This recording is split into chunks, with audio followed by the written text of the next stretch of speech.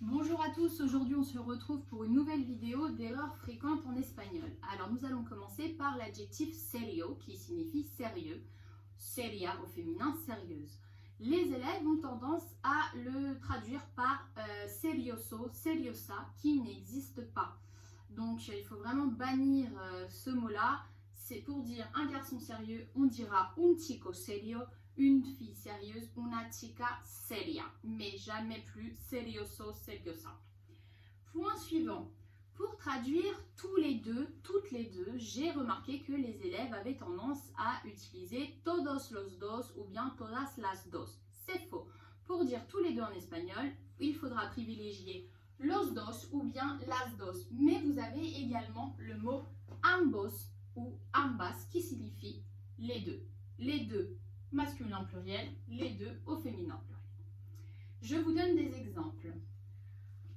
Les deux textes ont été écrits par le même auteur. Ambos textos fueron escritos por el mismo autor.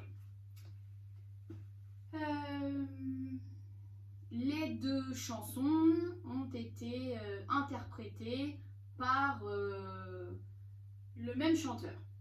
Ambas canciones fueron interpretadas por el mismo cantante. Point suivant. Pour traduire le mot pollution en espagnol, les élèves ont tendance à dire polución. Polución n'existe pas. En espagnol, il faudra dire la contaminación.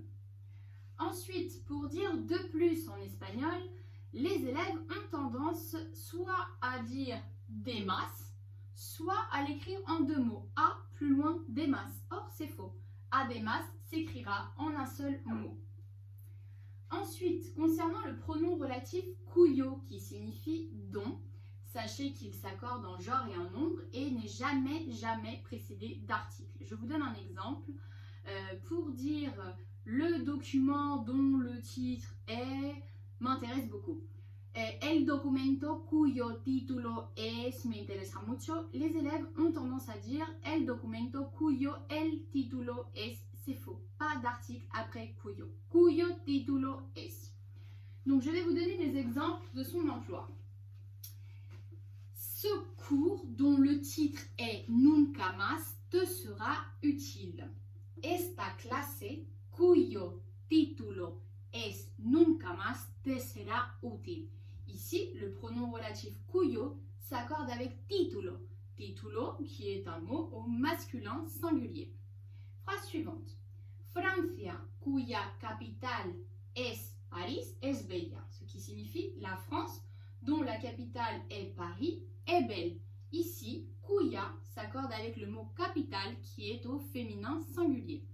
J'en profite également pour vous dire que devant les pays, on ne met jamais d'article. Les élèves ont tendance à dire la Francia, la España, el Portugal.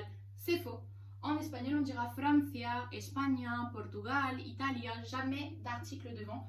Uniquement quand il s'agit d'un pays au pluriel comme les États-Unis, los Estados Unidos, ou bien les îles Canaries, las Islas Canarias. Là, oui.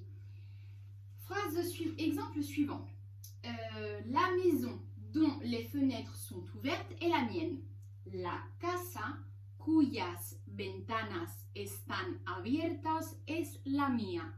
Ici, cuyas s'accorde avec ventanas, qui est un mot au féminin pluriel. Donc, nous avons cuyas.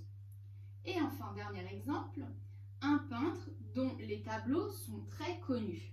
Un pintor cuyos cuadros son muy famosos. Ici, cuyos s'accorde avec cuadros, qui est un mot au masculin pluriel. Ensuite, pour dire beaucoup en espagnol, nous avons l'adjectif mucho, qui peut être soit adjectif, soit un adverbe. Donc nous allons voir dans quel cas il est adjectif.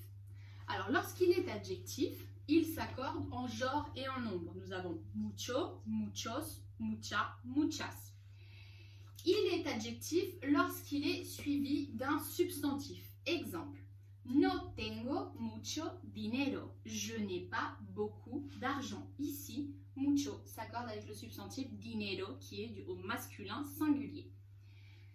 Ensuite, Ensuite, il y a beaucoup de gens dans la rue. Hay mucha gente en la calle. Ici, mucha s'accorde avec gente, la gente féminin singulier.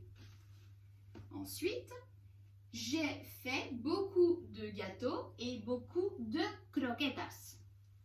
He hecho muchos pasteles, pasteles étant masculin pluriel, nous mettrons muchos. Y muchas croquetas, croquetas c'est du féminin pluriel, donc muchas.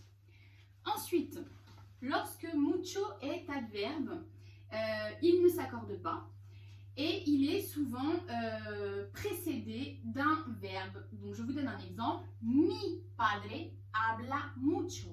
Mon père parle beaucoup. Aujourd'hui, j'ai beaucoup de travail. Hoy tengo mucho trabajo. Voilà, j'espère que cette petite vidéo vous aura aidé et que vous ne recommettrez plus ce genre d'erreur. Je vous dis à bientôt pour de prochaines vidéos.